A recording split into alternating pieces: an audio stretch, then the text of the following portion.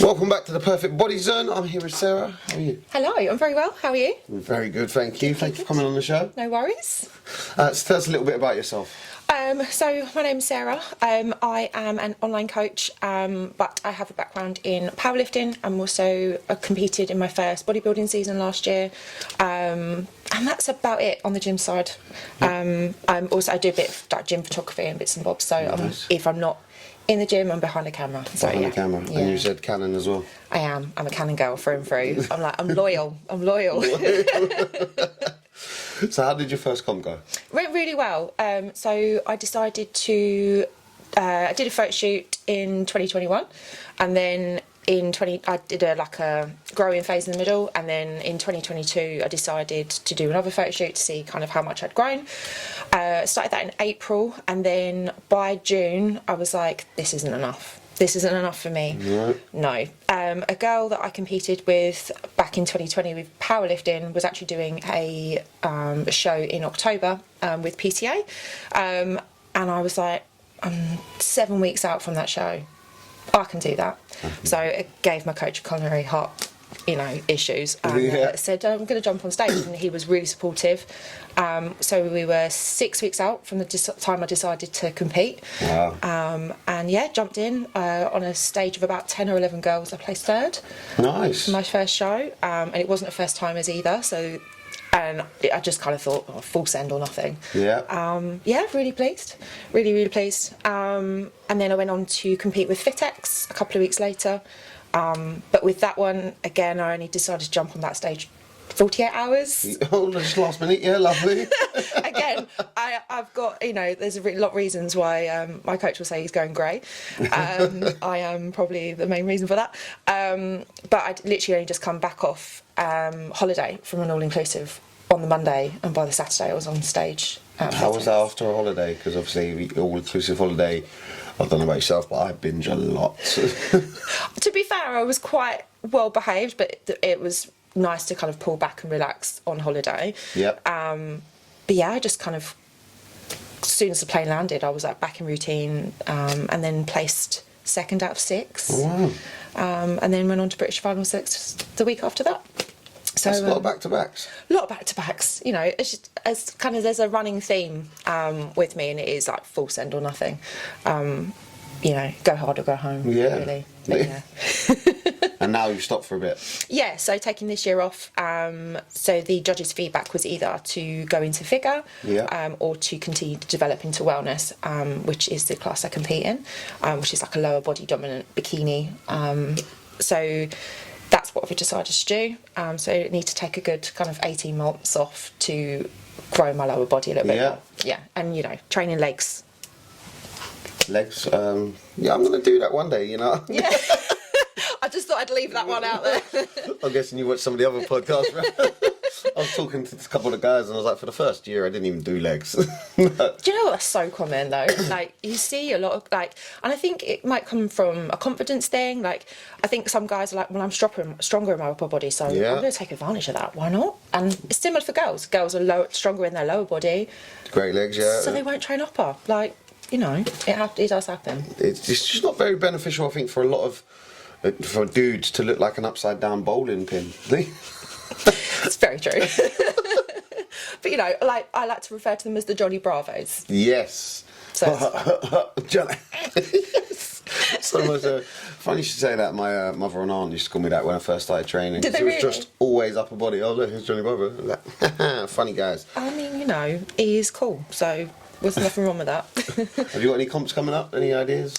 No, so next comp will probably be kind of summer to autumn 2024. We've got a couple of girls in the team competing this year, so I'll be going to shows, so I'll be living vicariously through them. Yeah? This year, yeah, definitely. Do you ever do photos for the shows? I don't. I'm quite... I'll leave the... My kind of forte isn't in competing with shows. I'll do a lot of photography around powerlifting meets, so a little bit more raw, a little bit more dusty, a little bit more gritty. So the kind of it's kind of more candid photography. So I'll do that. I will leave the professionals to do what they do. With stage photography, you have to get nice and close and be quick on your feet. Yeah. But yeah, no, they do a fab job. I paid 3 photographers for my shows last year, and my photos were fabulous, and I got to be able to use them now throughout the year. And it's nice to look back, and it'll be nice to look back on next year when you look at the difference between the two. So you have to pay for that? I didn't get that. I thought they had like at shows they have their just photographer that does everybody, and then you get your photos. No, so competing is expensive. So yeah, with show day, you're looking at like your tan, and then your suit, and then hair and makeup, and then you're looking at photography. We were lucky at British finals where there was a guy that came in and took photos. Yeah. But I'd still pay for the professional Just you, yeah. Yeah. So, but yeah, it's Never thought about that. £70 a pop, £50-70 a pop, depending on federation. Yeah. But yeah, it's worth it. I would always say if you're going to compete, like pay for your photos. It's worth it because it's the only thing you get to take away. Capturing that moment, yeah. It's a lot like I guess skydiving. Pay for that photographer to go with you or jump with you because you might do it once in your lifetime or. Literally. Yeah. You might hit the floor and go, I'm not doing that again. Exactly. Same with stage. You might get on that stage and go, never doing that again. Never That was a doing really that fun again. experience, but not for me. So, yeah. So building up to the stage, getting there, like prepping. How was it? We've had a lot of guys on the shows, and they're like, "Yeah, you just got to be dedicated, just got to hit it, just got to prep." And for me, it sounds horrible. The idea of like losing out on so many foods. Yeah. Is it hard prepping? It is hard, but it's kind of like choose your hard. Yeah. I still managed to go I still managed to go out for my friends' birthdays and things like that. I still made an effort to be social, and it's hard because you are running flat. But you know, ringing a restaurant ahead of time, being like, I've got a really restricted diet, can I bring my food to you? I went to an Indian restaurant in town, took my food there a few hours earlier, sat down for a meal, everyone like ordered their food, and I was like, I've just got food here, and they were like, absolutely fine. They dressed it all up on a plate for me, made it feel really nice. So restaurants are really accommodating, and if they're not, then how come? I've never heard of somebody doing that, taking their own food. Yeah, and like a lot of places will understand. Just when you say to them, I'm on a really restricted diet, like I've got diet issues or whatever, dress it up if you want to. But they're usually all right. But yeah, it is just with prep, as you are, like a lot of the time, it's a matter of kind of pulling down slowly. Obviously, I only had 6 weeks, so it was kind of like just jump straight in. Yeah. But you do lose some foods, but you kind of get used to it, and you've got that tunnel vision and that kind of deadline. So you're like, well, I've got X amount of weeks and then it's done. Then you can binge out a little bit, yeah. Yeah. The reward. Yeah, I mean, I would always be careful with the kind of whole binge concept post-show, because your body's so sensitive, so fragile, so battered into the floor that, go and enjoy a meal with family and friends. I always say to people as well, like, put your phone down after show because your phone will like blow up. Like, you'll get messages from people you don't even realise that have been watching your journey or whatever. But put your phone down and spend time with the people that have come to support you because you only get that once, especially with your first show. Like, it's really important. So get to soak that all up and have that experience. But be in the moment. Yeah, 100%. But prepping itself, it's just all about routine and habits. Kind of, you get up, you do your cardio, you start work, you do your day job, you might do some steps in the middle, you prep your food. It's so monotonous that when you're kind of low on food, you're like, I'm just a zombie, and you just kind of stroll through it. I was talking to Parla, and he was saying he doesn't really see the point of why other people look at us different. So if you're focused on a goal, focused on eating, focused on something, you're sticking to that. You know what you want. You're looking at the long-term satisfaction of sticking to these goals, saying no to that cookie, saying no to that cake, saying no to the nights out. And he says, you know, he don't see why people get so angry. Because in society, if you don't have that dessert, everybody's like, why are you not having that dessert? If you don't go out drinking, everybody's, why are you not drinking? Why are you not socialising? And a lot of people, I'd say like 90% of people will never understand it. No, and unfortunately, sometimes it does go down to it's because it's playing on their insecurities. Yes. They're thinking, this is not everyone. Some people just genuinely don't get it, and they're like, cool, you do you. Yeah. But some people you come across, you realise that actually it's because they can't they have this blocker in their head. They're like, well, I can't do that, so you can't do that. Yeah, and I'm going to project so that much onto so. you. And when it's something I speak about with clients all the time, like that, people comment when I take my own lunch in to work, or they make comments and they make little digs. I'm like, it's only because they're jealous. Massively, all the like, time. Are they got the same similar goals as you? Do they talk about the same things as you do? And they're like, yeah. And I'm like, you're just hitting an insecurity, you're hitting a nerve, just keep going. Yeah. And actually sometimes you might find you motivate that person to realise, oh, they can do it, I can do it. Yeah. And you make that positive impact on someone else. And that is the hard bit you've got to push through to get that result. And it's, yeah. I found that with a lot of the motivational talks that I do. It will either offend some people and they'll be like, you can't talk about that because you've done this, and they'll try and bring up some past or some shit that, doesn't relate to that. You can't do that, that's bullshit. And you're like, it's not, it's not. Everybody's already commented saying it's real, oh, this is real talk, they'll share it, but it is a lot of people's insecurities. They'll hate you for doing a change that they can't change. Literally. And it's just a matter of time before it kind of unravels itself. Yeah. But yeah, it can be quite powerful. And it's hard. That stumbling block of pushing through on other people's opinions is difficult. Yes. But the one kind of thing I always think about is other people's opinions don't pay your bills. No way. And they don't complete your dreams. So no, I'll be living on the street if I have to wait for everybody to approve what I'm going to do. Exactly. So just you do you and just keep going, one foot in front of the other, and that's the only thing you can do, isn't it, really? Yes. But yeah. What's next for you? What have you got next? What have you got planned? Just literally growing, keep getting strong. I've got a kind of diet phase at the end of April. I've got a little 4-day holiday, and then I'm kind of excited for it. We're off to Amsterdam for 4 days. Oh. And then, bit of a diet phase, and then just a bit of life. I have had no life in the last 2 summers because I did photo shoot prep in the first one, show prep in the second one. Just a little bit of life, a couple of festivals, a couple of gigs, going out with friends and stuff like that. So not so much all the food prepping and hard work and no, I mean still be gymming, still be eating right. Yeah, literally, that side doesn't change. Yeah. It kind of just plugs on in the background. I still prep my chicken, prep my mince, put my food together during still the day. life choice, yeah. Yeah, absolutely. It is a life choice, and it's a habit and a lifestyle that you tend to follow. Yeah. And obviously there are going to be days that you just make things fit, because you have that flexibility in off season you don't have in prep when you take advantage of it. But yeah, that is pure just full send growing this year, and then the exciting stuff again happens next year. Yeah? Yeah, fingers crossed, if we grow. If we grow. Girls gotta grow. Is it harder for a woman to kind of grow or get the muscles? Because men have got obviously a lot of the testosterone, whereas a women, is it harder to put on size? Is it harder to put on the muscle mass? Obviously, I'm head female coach of Team TB. We dominate in females. We are like a female-led team. Yeah. We've got a majority of the team actually going through a growing phase at the moment. Oh, wow. And if you check out their page at the moment, it is girls showing their pre and current bulk phase or growing phase or whatever you want to call it.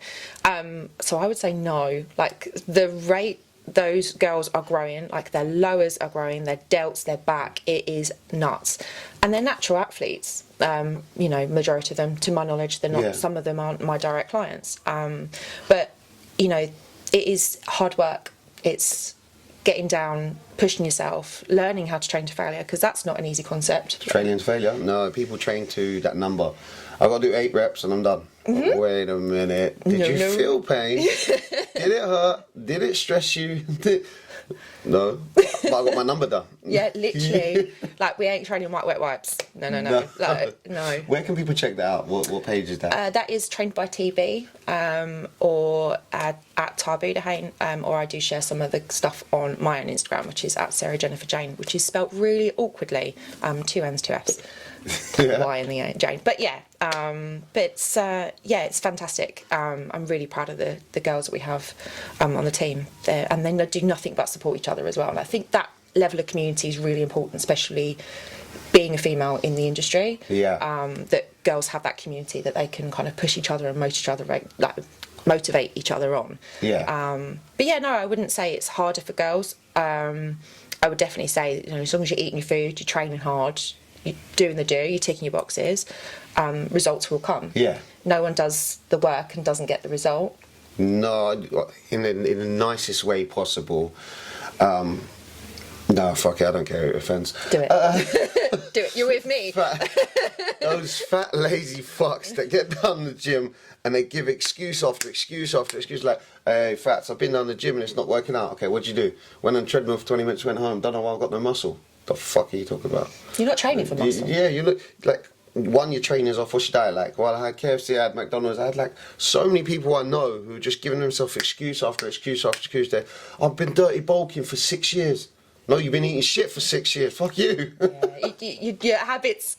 Yeah, like the one thing as well. It's a good thing to think about is, do your habits and your lifestyle and what you're actually wanting to achieve, do they line up? Yeah, like trying to say to somebody your training's off, they'd rather get offended than learn. Mm-hmm. And you're like, well, that's how simple it is to change your body, to change your mentality, to look at your overall physique, your health, your fitness, your cardio, your stamina. Just changing a few things could literally change the whole lot. And it's those little things that you compound over time, which, but they don't want to hear that. They want that McDonald's breakfast. I had a friend. I've got loads of people who jump on gear. They'll jab themselves 3 times a week. They'll go for that McDonald's breakfast every single day. Then on the way home, they'll be like, yeah, well, I'm in the van anyway. I'll pick up another McDonald's. Like, bro, this is why your body looks like shit. You might pump in loads of gear. You might go down and lift some heavy weights. But the shit you're pumping in, you can't burn off quick enough. Absolutely. Like, I definitely think if you're going to look at supplementation or ped use, get the basics right first. Get your sleep right first, get your expenditure right first, get your food right first. Yeah. And it's kind of like trying to make a cake without baking the sponge. Like, you're trying to like put sprinkles on. What are you putting your sprinkles on? Because there's nothing there. Like, you're just going to kind of spin your wheels a little bit. Yeah. But yeah, massively. I get asked about supplementation all the time. And I'm like, are you addressing your sleep and your food and your training first? And I'm like, well, I'm about 50% there. And I'm like, right, just nail that down first, come back to it later. Because you need to kind of rinse your natural potential first, get to that ceiling first before kind of trying to dust everything off and put your cherry on top. It's not that simple. It's not a magic pill, unfortunately. As soon as I started putting on size, people would come up to me, a lot of younger lads, or when I see them in the club, that, what supplement shall I take? Bro, how's your training going? Yeah. I'm going to go to the gym. If you're not even in the gym yet, what do you mean what supplements are you going to take? Yeah, literally, it's like, yeah, absolutely. You get it all the time. And that's across girls and guys. That's not just guys. Not just guys, no. No. I had a conversation with a powerlifter a couple of weeks ago. She was like, oh, I just want to know what supplements I should be taking. I'm like, well, what are you taking at the moment? She's like, I take creatine a bit here and there. And I was like, what's the point in trying to address supplements when you can't be consistent with it? What's your food and your training like? Oh, well, they're all right. What would you say out of percentage? About 80%. Okay, pull it back to basics. Basics always wins. You don't need to overcomplicate it. So if somebody said to you, they've contacted you and they've slid in DMs and they're like, right, what supplements shall I take? What was the first thing that you'd say to them? What is your training like? What is your food like? Do you track your food? Do you write a food diary? What does the quality of your food or your sleep or anything of that look like? Like, pull it right back down to your kind of your pillars, like your keystones, and we'll take the conversation from there. Like, everything is like singing off the right hymn sheet. And I don't want to say this, but sometimes you can obviously look at somebody and get a gauge. Yeah. Unfortunately, that's not always going to be 100% bang on, because people's genetics play a part. They look like, you'll see someone, they look the part, but actually their food, everything else is absolute dog shit. Yeah. So it's not, you can't always look at someone and go, oh, you're healthy. And that's a big common debate as well. Oh, that's a massive one, yeah. But see, it's just coming down to conversation, being honest with yourself. What do your sponge look like? And then take the conversation and move forward from there. But yeah, I would always go back to basics always wins. Basic always wins. It does, yeah. It does the job. So you just said a minute ago, it's about, you can look the part, but you're not obviously the part. Yeah. So for a lot of people I see, they look athletic, but couldn't walk a flight of stairs. Mm-hmm. Do you ever see some of that? All the time. Or sometimes you'll see like progress photos, like someone will post their progress photos and they get comments like, well, you looked absolutely fine before. And it was the reason that they don't need that comment, because there was obviously something in their life they wanted to change to better themselves. And that really does show you that someone might look the part, but there might be stuff going on that actually they want to develop and get better themselves. You can't look at somebody and think, oh yeah, you're athletic, you're all right, you're absolutely fine, there's nothing wrong, you don't need to do anything more than you're doing. And actually you don't realise that they're not going to the gym, they're not eating right, they're not, their mindset is in a really poor nick, and everything's just slowly going downhill. So in short, you see that all the time.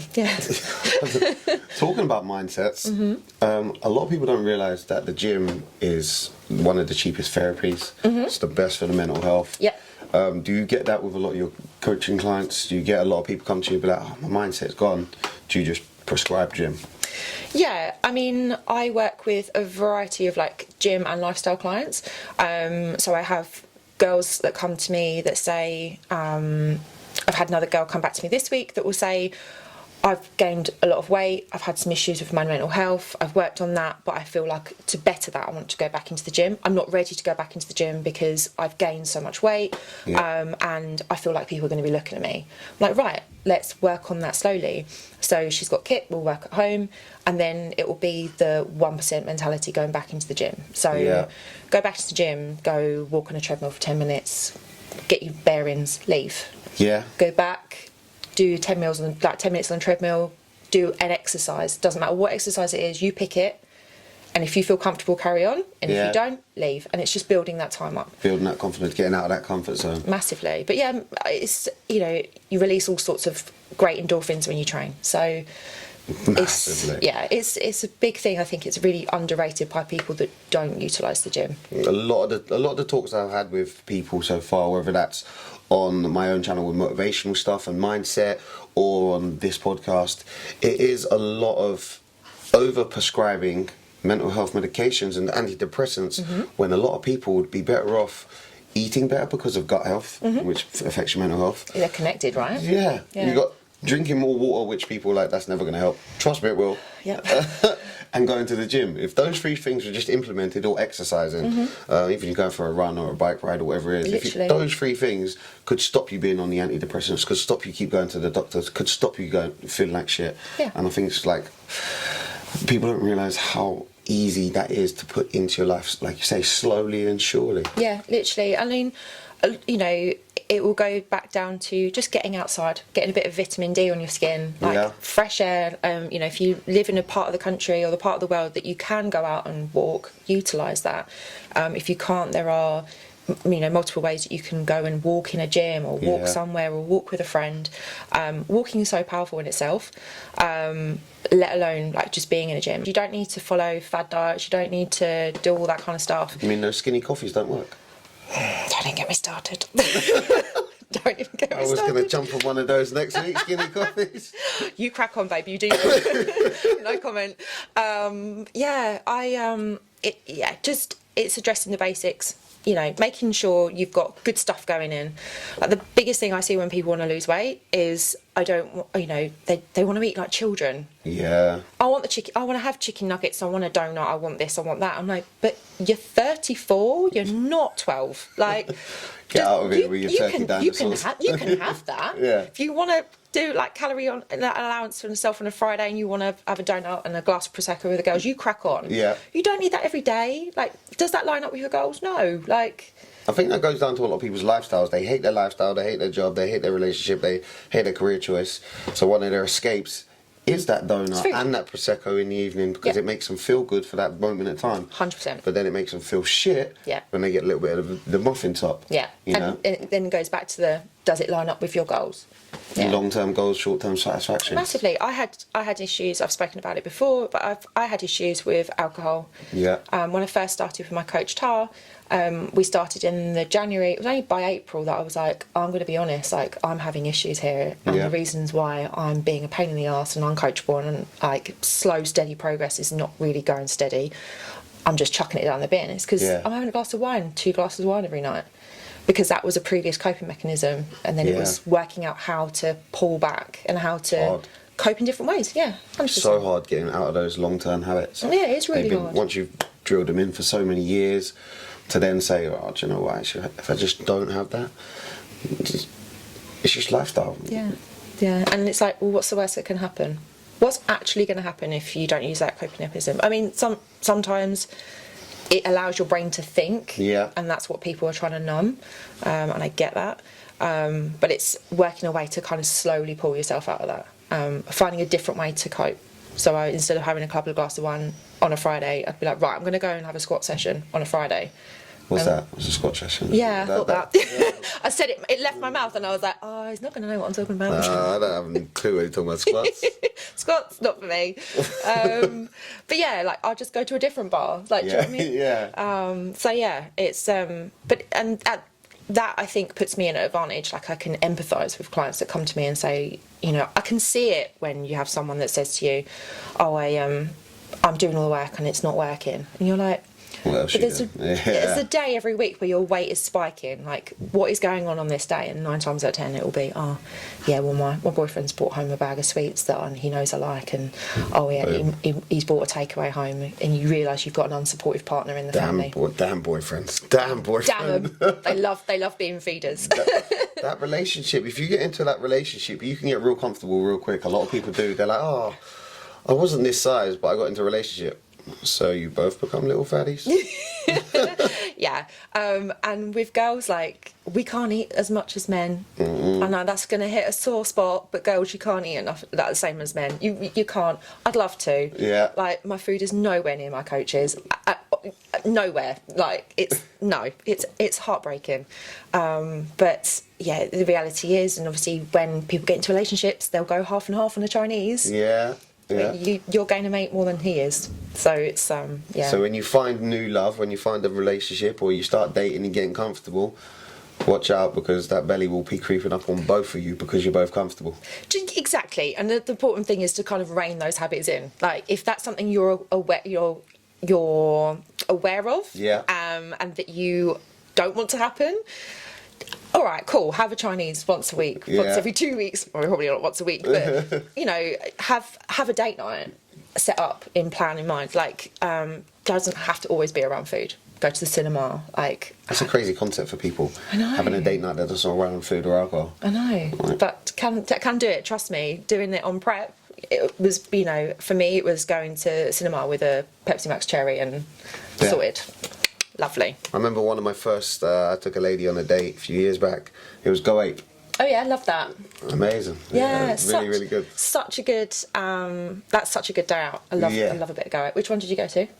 It was down near Southampton. Oh, wicked. Yeah, so she come from Devon and I come from up here, so we met halfway. Yeah. And we did that. Yeah, it was nice. Couple of days. Yeah, just be a bit active, like. Yeah, a bit different. And then we went out for a meal in the evening, but just to do something different and active during the day, which takes you both out of kind of comfort zone. That's where you get to know someone. Yeah. When they're out of their comfort zone. Yeah. Talking of comfort zones, how would somebody break theirs? They were sitting in every day. They hate their lifestyle. They hate the gym. The gym is only for bulky people. The gym is only for people who are going to put on muscle. There's a young lady sitting at home. She's listening to this. She's watching this, and she's like, I can't break my comfort zone. I can't break my cycle. What is the first thing that she can do to break her comfort zone? Think about what habits you can implement that are going to get you to wherever you want to be. So my first question to that girl listening would be, well, what is your goal? So many girls come to me and go, I want legs like those girls. Yeah. Like, that takes time. But it's finding, you know, if you're going to sign up to a coach, I would recommend going to a coach if you've got a health goal in mind, because it's basically a PT in your pocket. Like, you can really capitalise on it. People that have coaching sometimes don't always utilise it as much as they can. Yeah. Like, I know that Paolo was talking about, like, sending videos over to your coach, or speaking to them if you've got a tough time coming up, or, the girls have just arranged for an ad hoc brunch, and now, you know, I haven't accounted for on my check-in or whatever. Like, your coach is there to help you and guide you through that process. So reach out to a coach first and foremost. There's plenty of them out there. It's a massive market, but do your research. Speak to previous clients of that coach. You know, did they help them get from A to B, or how did you find their practices? How did you find their check-in process? What was their response times? Response times with coaching is absolutely massive. Yeah. If your coach is coming back to you 2 to 3 days later, it's not for me. That's not a vibe. No. I get back to my girls usually within an hour, like tops. Wow. That's fast. It's really like, because you just think they've reached out to you, they need you. Yeah. You know? So yeah, find yourself a coach that can help you kind of get and build your kind of habits towards getting to where you want to be.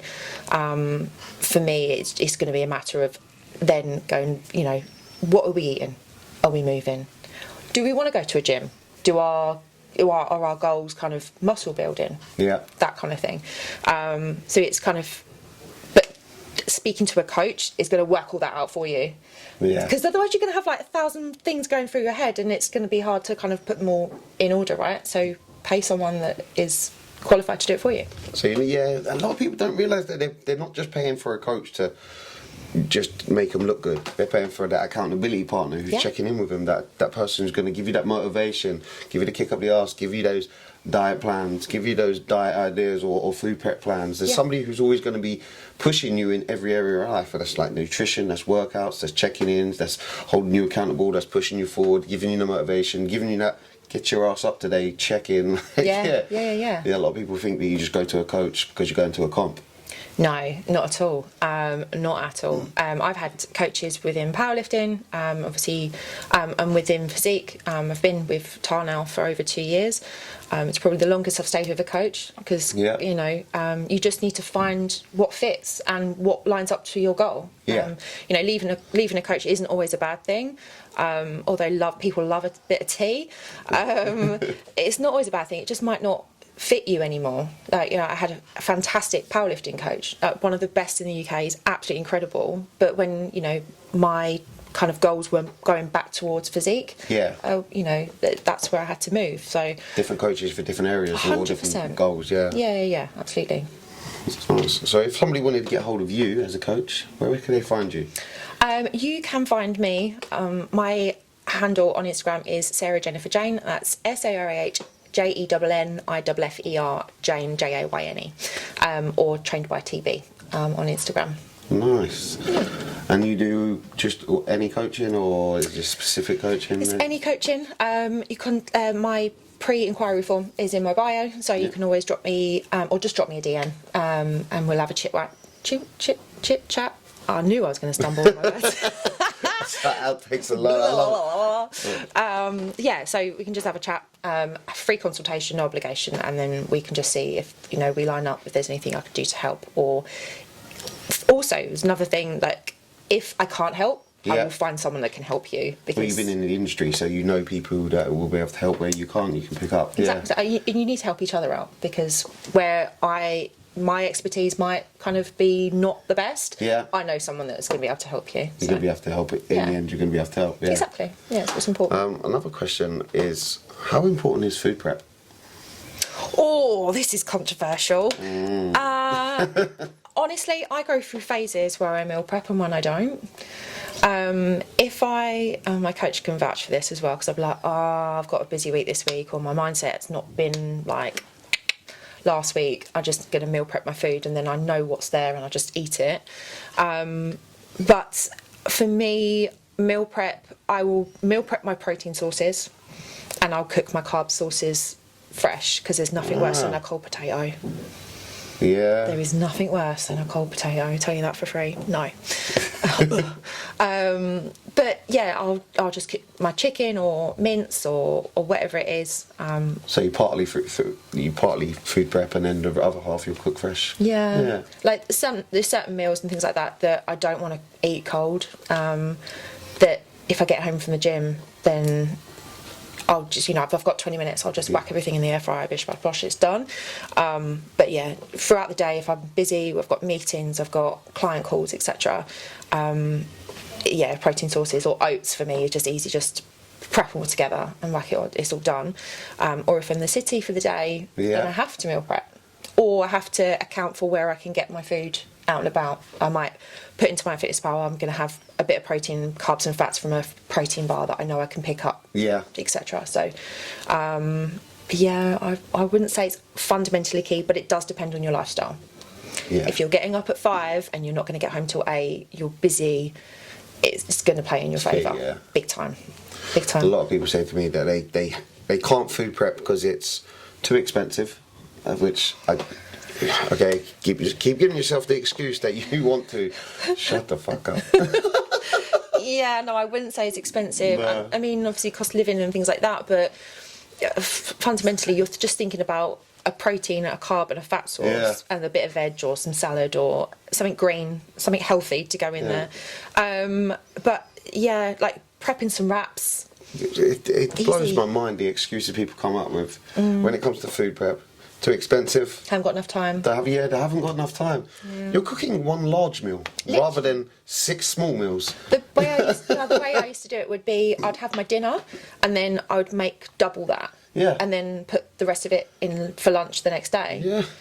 And like that blows people's minds. You're like, why is that so difficult? Like honestly, just divide it up. Like, oh, I can't eat cold food. I'm like, you telling me you don't like a bit of cold pizza? Yeah. Oh, I don't think you're telling the truth. And it's those excuses all the time. Yeah. I think when people realise they're given excuses, that light bulb moment hits, but you have to, again, you have to wait. They're either going to get offended that you've told them that they're giving excuses, or they'll be inspired because you've told them they're giving excuses. And it's people's perspective of how they're going to view things. Literally. And sometimes you just have to plant the seed. Yeah. So you might have to just let them get a bit offended. And then after a few weeks, they're like, oh, they might have had a point, actually. I've had that recently with a young man. He comes to the nightclub, and he just contacted me and he was like, hey, Fat's going to talk to you for a minute. I said, yeah, no problem, what's up? He goes, I used to watch your motivational videos and I thought they were shit, really shit. I thought you were talking shit. I was like, thanks mate. That's nice that I'm putting loads of shit out. But I watched someone else down the other day and they really helped, thank you. I was like, oh, well, at least you ended on a high. You weren't just all shit. It was just like a shit sandwich. What was that about?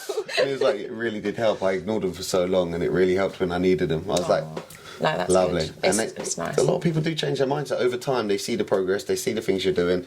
They'll make up the excuses that you can't food prep, it's too expensive, I haven't got time.